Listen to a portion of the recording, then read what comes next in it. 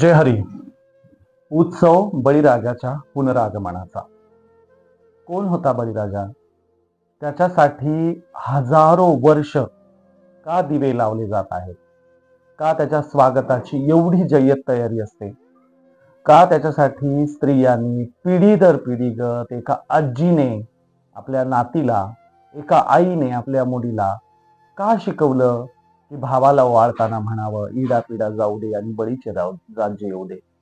संत नामदेवांच्या पासून जनाबाई असतील, जगद्गुरु जगतवंद्य तुकोबाराय असतील आणि आधुनिक भारताचे क्रांतीसूर्य ज्योतिराव फुले असतील, या सगळ्यांनी का बरं त्याचा आदरपूर्वक उल्लेख केला? या सगळ्या गोष्टींचं कोडं उलगडण्यासाठी आपण बळीराजाच्या संदर्भाने थोडीशी चर्चा करूया. खरं तर आपण प्रकाशाला मानणारी लोक आहोत. अंधकार दूर करून ही सृष्टी, हे सभोवतालचं जग, आपल्या समाज, आपल्या अवतीभोवतीची लोक सातत्याने प्रकाशमान असावेत, अपडेट असावेत, त्यांच्या जीवनात सातत्याने नवचैतन्य असावं, त्यांच्या जीवनाचं भलं व्हावं, यासाठी हजारो वर्ष अंधकाराच्या, अज्ञानाच्या विरोधात प्रकाश उजेडात आणण्यासाठी, हे जग प्रकाशमान करण्यासाठी, उत्सवाची, ऊर्जेची, आनंदाची बाजू घेण्यासाठी आपण सातत्याने झगडतो आहोत, सातत्याने लढा देत आहोत.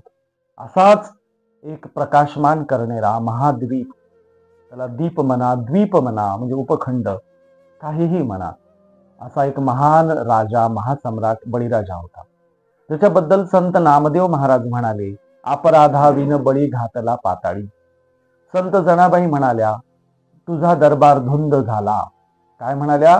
की तू एखाद्या वैऱ्याची बाजू घेतलीस आणि एका पुण्यवंताला पाताळ लोके धाडलास, पुण्यवंत पाताळ लोके नेला, कीर्तिवानाचा अपमान केला, तुझा दरबार धुंद झाला. धुंद हा शब्द का येतो, कधी येतो? धुंदी ही व्यसनाने निर्माण होते, एखाद्या मादक पदार्थाच्या सेवनाने होते, दारू पिल्यामुळे होते, गांजा पिल्यामुळे होते. असं जाहीर देवाच्या दरबाराला तुझा दरबार धुंद झाला असं जनाबाई म्हणतात. का म्हणतात? तर तू कीर्तिवान असलेल्या बळीराजाचा अपमान केलंस आणि त्याला विनाकारण पाताळी घातलंस. जणी म्हणे जाणे तुझे खेळ, मी हे तुझे खेळ ओळखते, असं जनाबाईंनी स्पष्ट म्हटलेलं आहे. नामदेव असतील, जनाबाई असतील, पुढच्या काळामध्ये संत तुकोबाराय, जगद्गुरु जगतवंद्य तुकोबाराय म्हणतात, हरी तू निष्ठुर निर्गुण, नाही माह्या बहु कठीण, नवे ते करसी आण कवणे नाही केले ते, बळी सर्वस्वे उदार, जेने उभारीला करुणी कहर तू पाताळी घातला. हे हरी, हे विठ्ठला, हे ईश्वरा, अरे तू असं का केलंस? तू एवढ्या चांगल्या बळीराजाला पाताळात का घातलंस? हे देवा, तू निष्ठुर आहेस, निर्गुण आहेस, तुझ्याकडे दया माया नाही, तुझ्याकडे प्रेम नाही, अरे तू इतकं चांगल्या राजाला पाताळात का घातलं? असं तुकोबारायांनी देखील म्हटलेलं आहे. तुकोबारायांच्या नंतर क्रांतीसूर्य ज्योतिराव फुलेंनी खऱ्या अर्थाने आधुनिक भारतात बळीराजाला जनतेच्या पुन्हा सुपूर्त केलं. खरं तर तो जनतेतच होता, तो भूमिगत होता, पिढ्यानपिढ्या चालत आलेला होता, तो प्रत्येक गावखेड्यातल्या महिलेच्या तोंडात होता, जात्यावर दळणाऱ्या महिलांच्या स्मरणात होता. अशा बळीराजाची बाजू ज्योतिराव फुलेंनी क्रांतीच्या परिस्थितीत घेतली, क्रांतीची सूत्र देताना घेतली. प्राचीन भारतात बळीराजा, खंडोबा, ज्योतिबा, म्हसोबा प्रतीक प्रेरणा म्हणून दिले. मध्ययुगीन भारतात छत्रपती शिवरायांना प्रेरणा म्हणून त्यांनी उभं केलं. अशी प्रेरणेची प्रतीक देताना ज्योतिराव फुलेंनी एक अखंड दिला आणि त्या अखंडात म्हणाले, आमुच्या देशीचे अतुल स्वामी वीर, होते रणधीर स्मरू त्यास, बळीस्थानी आले सूर भैरोबा, ज्योतिबा महसोबा, क्षेत्रीय भार्या दसरा दिवाळी क्षेत्रीय भार्या आशा काबा, वामन का घाली बळी रसातळी, प्रश्न ज्योतिमाळी करी भटा. की दर दसरा दिवाळीला क्षत्रिय स्त्रिया, क्षत्रिय म्हणजे इथल्या क्षेत्राच्या अधिपती, इथल्या क्षेत्राच्या प्रमुख, ह्या स्त्रिया, क्षेत्र खेळणाऱ्या, शेती करणाऱ्या स्त्रिया बळीराजाची बाजू का घेतात? त्या दर दसरा दिवाळीला बळीचं राज्य येवो असं का म्हणतात? आणि वामन बळीराजाला विनाकारण पाताळात का घालतो? कारण फुलेंचा प्रश्न सार्थ आहे, कारण कोणत्याही धर्मग्रंथांनी बळीराजा चुकला, बळीराजा वाईट होता असं म्हटलेलं नाही. उलट धर्मग्रंथ म्हणतात त्याचं पुण्य एवढं वाढलं होतं, त्याचं चांगलं काम एवढं वाटलं होतं की स्वर्गाची गादी डळमळीत झाली होती. आणि म्हणून त्याच्या ह्या पुण्याला कंटाळून ब्राह्मणा रूपी वामनाने बळीराजाला पाताळात घातलं. बळीराजा वाईट होता, त्याचं वाईट कर्म होतं असं कुठेही कोणतीही नोंद नाही. म्हणून फुलेंनी प्रश्न केला आहे की वामन का घाली बळी रसातळी, प्रश्न ज्योतिमाई करी भटा. ज्योतिराव फुलेंनी जो अखंड लिहिला बळीराजाचा, जो बळीराजाच्या प्रति उदार भाव व्यक्त करणारा जो पवाडा लिहिला, अखंड लिहिला, त्या अखंडात फुलेंनी बळीराजाचा समग्र इतिहास एका छोट्याशा अखंडात मांडला. आणि बळीराजाची संपूर्ण कारकीर्द मांडताना फुलेंनी ब्राह्मणी व्यवस्थेला प्रश्न केला की तुमच्या वामनाने बळीराजाला पाताळात का घातलं, एक, आणि मग बळीराजा वाईट होता तर क्षत्रिय स्त्रिया त्याचं स्मरण का करतात, काय कारण आहे. आणि म्हणून अशा पद्धतीने ज्योतिराव फुलेंनी बळी नावाचं प्रतीक, बळीराजा नावाचं प्रतीक स्ट्रॉंगली उभं केलं. ते जनतेमध्ये ते आज उभं आहे. म्हणून महाराष्ट्राच्या सबंध जिल्ह्यांवर बलिप्रतिपदेच्या दिवशी बळीराजा गौरव दिनाचे कार्यक्रम ठिकठिकाणी होतात. पुण्यामध्ये बळीराजा गौरव दिन होतो, कोल्हापुरात बळीराजा गौरव दिन होतो, छत्रपती संभाजीनगरमध्ये बळीराजा गौरव दिन होतो, नागपुरात बळीराजा गौरव दिन होतो, अमरावतीत होतो किंवा महाराष्ट्राच्या जवळपास सगळ्या जिल्ह्यांमध्ये होतो. हा बळीराजा गौरव दिन 40-50 वर्षापासून कुठे नांदेड जिल्ह्यातल्या बहादरपूर या गावामध्ये साजरा होतो. आज आपल्यामध्ये नाहीत असे स्मृतिशेष केशवराव धोंडगे यांनी हयातभर बळीराजा गौरव दिन घेतला. त्यांनी सकाळी एका झाडाला वामन उलटा टांगायचे आणि वामनाला जोड्याने त्यांच्या त्या गावातल्या लोकांच्या हाताने झोडपून काढायचे. नंतर वामन दहनाचा कार्यक्रम करायचे आणि बळीराजाच्या पूजनाचा कार्यक्रम करायचे. भाई लक्ष्मणराव गोळेगावकर आजही हे कार्य पुढे चालवत आहेत. ते त्यांच्या कॉलेजवर, त्यांच्या संस्थेमध्ये म्हणजे गंगाखेड पालम भागामध्ये गेली अनेक वर्ष झालं, 40-50 वर्ष झालं, ते देखील आपल्या संस्थेवर बळीराजा गौरव दिनाचा कार्यक्रम घेतात. आणि म्हणून बळीराजाच्या प्रती हा जो उदार अंतकरणाचा भाव आहे, बळीराजाच्या प्रती जो आदर भाव आहे, तो अनेक लेखक, साहित्यिक, वक्ते, कीर्तनकार, समाजसेवक, मोठमोठाले राजकारणी यांनी गेल्या 50 वर्षात सबंध महाराष्ट्रात सगळ्या जिल्ह्या तालुक्यांवर तो बळीराजा पुनरुज्जीवित केलेला आहे. मग ह्या बळीराजाचा इतिहास काय आहे, ह्या बळीराजाच्या प्रती एवढा उदार भाव का आहे. हजारो वर्ष झालं प्रत्येक स्त्रिया त्याला आपल्या हृदयाच्या कोपऱ्यात पिढ्यानपिढ्या का जपत आलेल्या आहेत. त्याचं कारण आहे की बळीराजा प्रचंड समतावादी, न्यायी, निरपेक्ष राजा होता. मातृसत्ताक स्त्रीसत्ताक समाज व्यवस्थेचा कालखंड जाताना त्या कालखंडात पितृसत्तेची राजवटी उभ्या राहत असतानाच्या कालखंडातलं बळीराजा एक महान मोठं प्रतीक आहे. आता हा पुरुष गादीवर बसू लागलेले आहेत. खर तर सबंध जगभरामध्ये स्त्रियांची राज्य होती. स्त्री राज्ञी व्हायची, राष्ट्री व्हायची. राजपद हे स्त्रीकडे असायचं. म्हणूनच आपण आई राजा उदो उदो म्हणतो. आईच ही राजा होती, आईची प्रधान होती, आईच ही प्रमुख होती. पण नंतरच्या काळात पुरुष राजे व्हायला सुरुवात झाली. हिरण्याक्ष, हिरण्यकश्यप, विरोचन, विरोचनाच्या आधी प्रल्हाद, म्हणजे हिरण्याक्ष, हिरण्यकश्यप, प्रल्हाद, विरोचन अशी ही पुरुष राजवटींची राजगाद्या चालत आल्या. पण परकीय आक्रमणकार्यांना, आर्यांना, वामनाच्या बाजूच्या लोकांना अशी अपेक्षा होती की ज्यांना आम्ही राजपद देतोय, ज्यांचं आम्ही पौरोहित्य करतोय, ज्यांच्यासाठी आम्ही ह्या ऋचा म्हणतोय, ज्यांचा राज्याभिषेक करतोय, त्यांनी आम्ही म्हणेल तसं राज्य केलं पाहिजे. स्त्रियांना दुय्यमत्व दिलं पाहिजे. स्त्रियांच्या राजवटी हिसकवल्यानंतर त्यांना बंदिस्त बनवलं पाहिजे. त्यांच्यासाठी मनुस्मृतीसारखे, खरं तर मनुस्मृती फार नंतर आली, पण तशा प्रकारचे कायदे लागू केले पाहिजे. पितृसत्तेचा कडक अंमल केला पाहिजे. ब्राह्मणी व्यवस्थेला कव्हरेज दिलं पाहिजे, त्यांना वर घेतलं पाहिजे, अशा त्यांच्या अपेक्षा होत्या. पण राजे जरी पुरुष झाले तरीही राजकारभाराचे नियम मातृसत्तेचे स्त्री सत्तेचे होते. स्त्रियांच्या प्रती प्रचंड आदरभाव होता. असाच आदरभाव ठेवणारा हा बळीराजा होता. राजा जरी बळीराजा पुरुष झाला तरी राज्यकारभाराची सूत्र, समतेची सूत्र, बंधुभावाची, एकोप्याची सूत्र ही मातृसत्ता प्रधान होती, स्त्री सत्ता प्रधान होती. म्हणून त्याला सविभागी म्हटलंय. सविभागी म्हणजे काय? समान वाटणी करणारा, समान विभाग करणारा. कुणी लहान नाही, कुणी मोठा नाही, सगळ्यांना समान वाटून देणारा असा तो बळीराजा होता. हे समान वाटपाचं जे सूत्र आहे ते मातृसत्तेचं आहे, स्त्री सत्तेचं आहे. आई ही सगळ्यांना समान परडीने धान्य वाटून द्यायची. ती तिच्या राज्यात कुठलाही भेदभाव नसायचा. मग अंबाबाई घ्या, रेणुका घ्या, तुळजामाता घ्या, सप्तशृंगी घ्या, निरुती घ्या, हरिती घ्या, टेमलाई घ्या, कात्यायनी घ्या, कोणत्याही मातृसत्तेच्या ह्या राज्ञी, राष्ट्री मातृदेवता घ्या, येडेश्वरी असेल, योगेश्वरी असेल, यांच्या राजवटीमध्ये, यांच्या राज्यामध्ये कुणी लहान नाही, कुणी मोठं नाही, सगळे समान होते. आणि म्हणून या समतेचं जे सूत्र आहे सविभागी बळीराजाकडे आलं, त्यांनी ते तसंच चालवलं, सगळ्यांना समान वाटून दिलं. आणि म्हणून विषमता लागू होत नाही, म्हणून वामनाच्या बाजूने आक्रमण झाली, हल्ला झाला. भय, भेद आणि भिक्षा या 3 पावलांच्या आधारे बळीराजाचं राज्य पोखरून काढण्यात आलं. सगळ्या जनतेला फितवण्याचा प्रयत्न झाला, सैनिकांना फितवण्याचा प्रयत्न झाला. आणि यज्ञ चालू असताना बळीराजाच्या राजवटीत हे वामन रूपी हे सगळे त्यांचे शत्रू आले. वामन आला आणि वामनाने बळीराजाला बंदिस्त केलं, सूत्रांनी बांधलं, ऍग्रीमेंट केलं, करार केला. तुझं राज्य आम्ही पोखरून काढलंय, तुझ्या हातात नावाला राजपद आहे, आता तुला आमच्याशी ऍग्रीमेंट करावं लागेल, करार करावा लागेल. 3 पावला एवढी जमीन देणं, बळीराजाच्या डोक्यावर पाऊल ठेवणं हे मिथक आहे. त्या मिथकाचा सोडवणूक करावी लागते. त्या मिथकाच्या सोडवणुकीचा अर्थ होतो 3 पावला एवढी जागा मागणं, म्हणजे बळीराजाची ऍग्रीमेंट केलं. म्हणून राखी पौर्णिमा हातात धागा बांधणे हे ऍग्रीमेंट आहे. आणि तिथूनच राखी पौर्णिमेचा, रक्षाबंधनचा उदय होतो.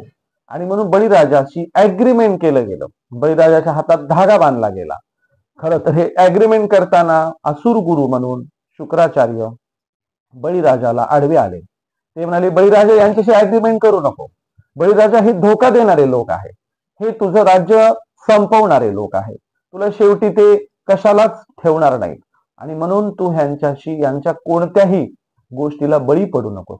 बळी पडणे हा शब्द प्रयोग देखील तिथपासून आलेला आहे. म्हणजे मोहाला बळी पडणे, तृष्णेला बळी पडणे. आणि बळीराजा त्यांच्या ह्या वचनांना, त्यांच्या बोलण्याला, त्यांच्या ऍग्रीमेंटला बळी पडला. असुर गुरु अडवायला येतो आहे. असुर गुरु शुक्राचार्य बळीराजाला तसं करू देत नाही. म्हणून त्यांनी असुर गुरु शुक्राचार्य यांचे डोळे फोडले. ते म्हणतात, बळीराजा वचन देताना जे झरीतून पाणी सोडत होता, त्या झरीच्या पाण्याच्या नळीमध्ये शुक्राचार्य जाऊन बसले. आणि मग वामनाने नळीमध्ये काडी घातली आणि असुर गुरु शुक्राचार्य यांचे डोळे फोडले. झरीमध्ये शुक्राचार्य जाऊन बसले. हे जरी मिथक असेल तर ते मिथक असं सांगतं, वचन देताना, पाणी सोडताना बळीराजाला अडवण्याचा शेवटपर्यंतचा प्रयत्न असुरांचे गुरु, बहुजनांचे गुरु शुक्राचार्य यांनी केला होता. या शुक्राचार्यांना वामनाने आणि त्याच्या एकूण सगळ्या टीमने, संघाने, आक्रमणकार्यांनी शुक्राचार्यांचे डोळे फोडले. आणि बळीराजाला शेवटी पाणी सोडून वचनाची पूर्ती करावी लागली, दान द्यावं लागलं. अशा पद्धतीने भयभेद भिक्षेच्या रूपाने 3 पावलं जमीन मागणाऱ्या वामनाच्या लोकांनी बळीराजाला नाममात्र राजा केलं. बळीराजाच्या हातात कोणते अधिकार ठेवले नाही, बळीराजाचे सर्वस्व अधिकार काढून घेतले. असं करता करता आपल्या डोळ्याच्या समोर या राजवटी उद्ध्वस्त करणं चालू आहे. मातृसत्तेचे नियम बर्बाद करणं चालू आहे. स्त्रियांना हीन लेखणं चालू आहे. यज्ञ, याग, कर्मकांडाचं स्तोम माजवणं चालू आहे. हे बळीराजाला बघवत नव्हतं. आणि म्हणून ऍग्रीमेंट केलेल्या बळीराजाला त्याच्या राज्यातून खेदाडण्यात आलं, त्याच्या राज्यातून त्याला हकलण्यात आलं. आणि त्यांनी स्वतः देखील हे राज्य सोडून जाण्याचा निर्णय घेतला. अशा वेळेला बळीराजा कोणतं राज्य राहण्यासाठी, जाण्यासाठी निवडतो, तर दक्षिण भारतात असलेलं केरळाचं मातृसत्तेचं, स्त्री सत्तेचं राज्य शेवटचं आयुष्य घालवण्यासाठी निवडतो. केरळामध्ये इंग्रज येईपर्यंत, स्वातंत्र्य मिळेपर्यंत मातृसत्ता, स्त्री सत्ता होती. अशा मातृसत्ताक, मातृप्रधान स्त्री सत्ताक राज्यामध्ये बळीराजा राहिला जातो, शेवटचं आयुष्य व्यतीत करतो. शेवटचा सर्वस्वी हक्क अधिकार गमावलेला, आपलं सगळं काही गमावलेला आणि न्यायाने चाललेलं राज्य वामनांच्या ताब्यात गेलेलं पाहताना बळीराजा केरळात जाऊन राहतो, शेवटचं आयुष्य व्यतीत करतो आणि तिथे मरतो. आणि म्हणून केरळाच्या जनतेनं हे बळीराजाचं तिकडचं त्याचं आगमन, बळीराजाचं केरळात राहणं केरळाच्या लोकांनी आनंदाने स्वीकारलं. आणि त्या बळीराजाने मातृसत्तेच्या राज्यात स्वतः राहिल्यामुळे त्याच्या नावाने त्यांनी ओणमचा सण साजरा केला. आजही केरळामध्ये 8 दिवसाची ओणमच्यासाठी सुट्टी असते. स्पेशल रेल्वे असते ओणमच्या सणासाठी. संपूर्ण केरळ ओणमला बळीराजाला मानतं, वामनाला नाही. एकदा राजकारणी असलेल्या अमित शहा यांनी केरळात जाऊन वामनाच्या जयंतीच्या शुभेच्छा दिल्या होत्या. तेव्हा संपूर्ण केरळ सरकारने, केरळाच्या जनतेनं या गोष्टीचा धिक्कार केला होता, वामनाची बाजू घेतली होती. केरळाला आणि दक्षिण भारतीला स्वतःची संस्कृती आणि सांस्कृतिक गोष्टी कळतात. महाराष्ट्राला कळत नाही, ही गोष्ट वेगळी. पण अशा पद्धतीने बळीराजा केरळात गेला म्हणजे धर्मग्रंथांनी या राजवटीला, या भागाला काय म्हटलं? पाताळात गेला. बळीराजाला रसातळाला घातलं, पाताळात लोटलं. बळीराजा पाताळात गेला म्हणजे कुठे गेला? निऋतीच्या राज्यात गेला, ज्या राष्ट्रीची राजवट आहे, जिथे जिचा राज्य आहे अशा राज्यात जाऊन राहिला.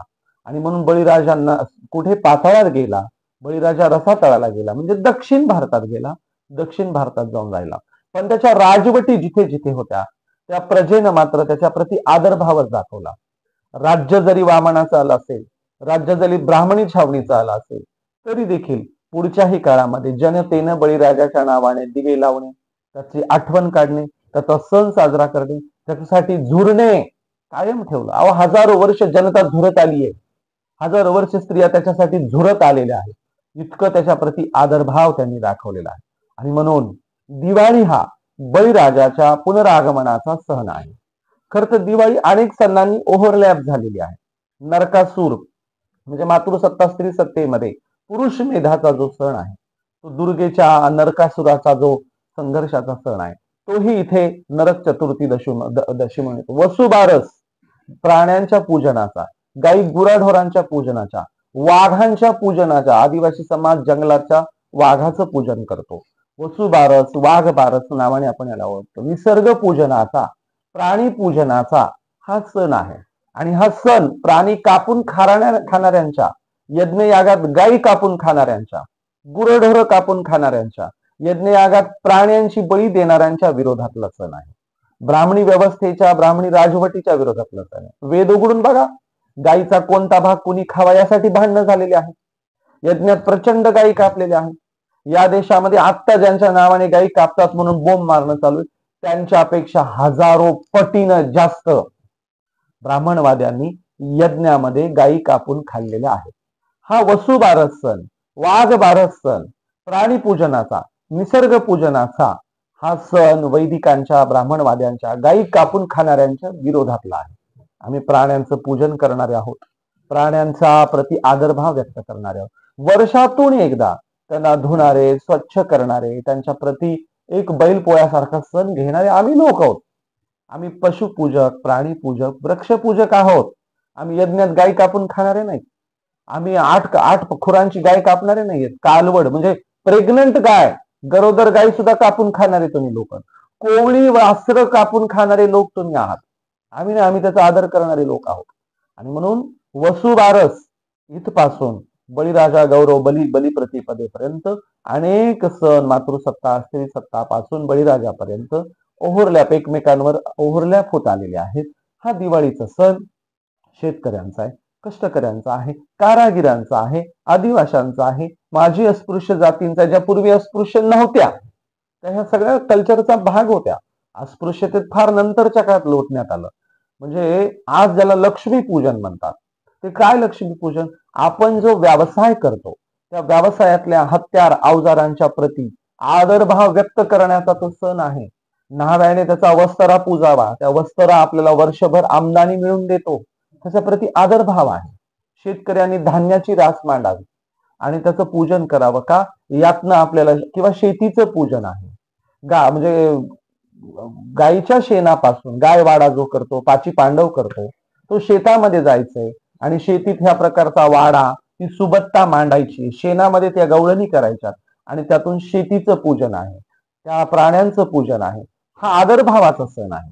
आपली जी व्यवसाय आहे, सुताराने सुताराची अवजारं ठेवायची, ती पूजायची, ही लक्ष्मी आहे. लक्ष्मी पूजन म्हणजे फोटोतल्या लक्ष्मीचं, कॅलेंडरच्या लक्ष्मीचं पूजन नव्हे. आपल्या हत्यारांचं, आपल्या अवजारांचं. दुकानदार डायरी पूजतात, डायरीवर काहीतरी काढतात, त्याला कुंकू लावतात, हळदी लावतात, चौरंगावर ठेवतात आणि डायरीचं पूजन करतात. हा त्या वह्यांचं पूजन केलं जातं. ह्याच लक्ष्मी आहेत. खाती वही हे दुकानदारासाठी तिचे लक्ष्मी आहे. सुताराची अवजारं ही सुतारांच्यासाठी लक्ष्मी आहे. न्हाव्यासाठी न्हाव्याची अवजारं लक्ष्मी आहे. शेतकऱ्यांच्यासाठी ती लक्ष्मी आहे. आणि या सगळ्यांच्या घरामध्ये आज केरसुनी पूजली जाते. केरसुनी म्हणजे साफ स्वच्छता करणारा फडा, झाडू, ही केरसुनी पूजली जाते.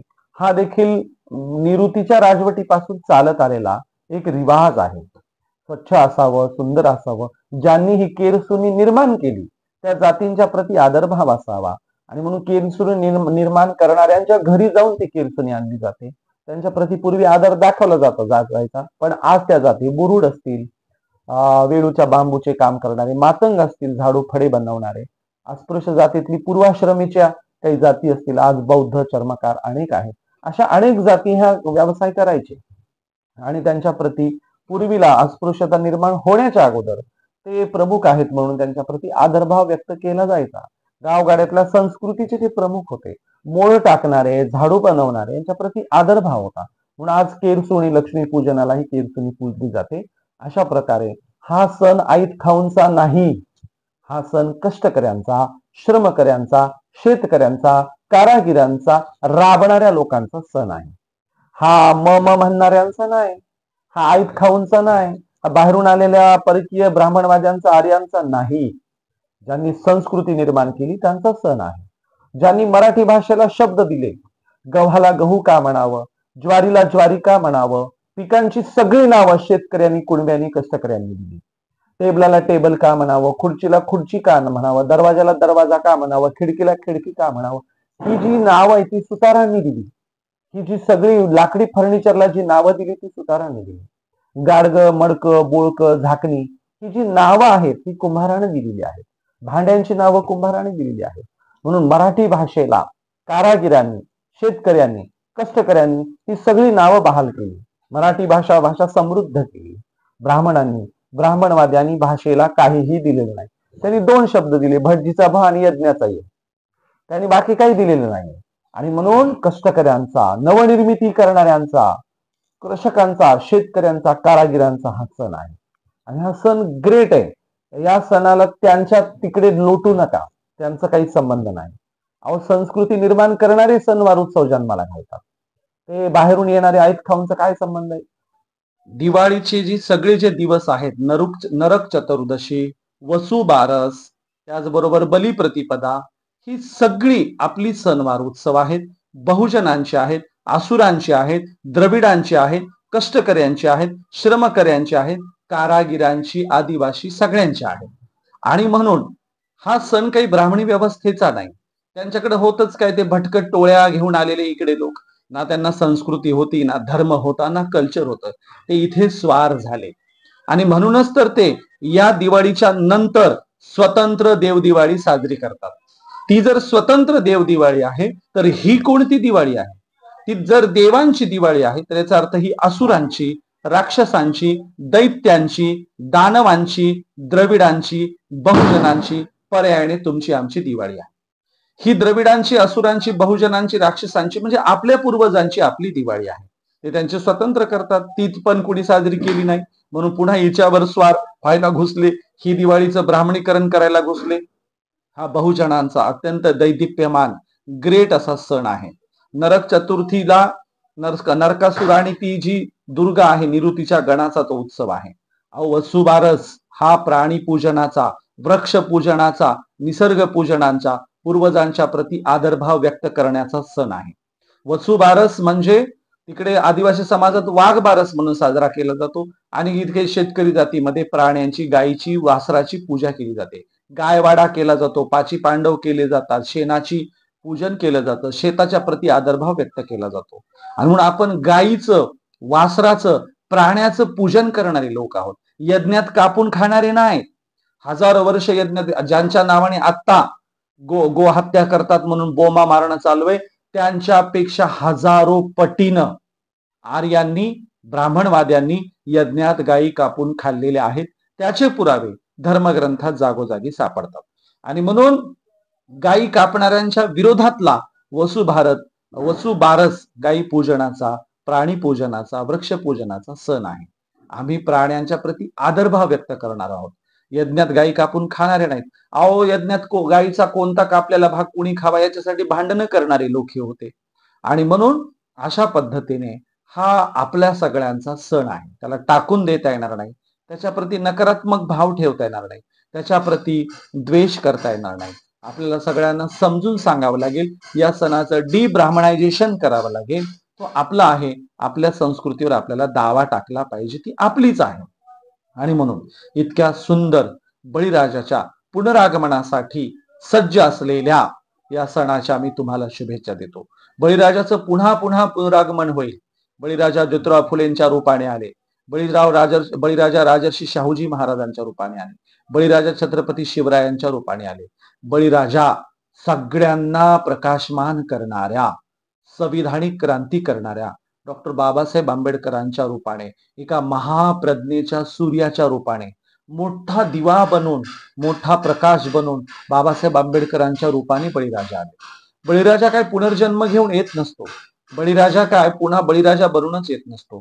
तो प्रत्येकामध्ये क्रांतीचा दीप लावून येतो. क्रांतीचा प्रकाश घेऊन येतो. क्रांतीचा उजेड घेऊन येतो.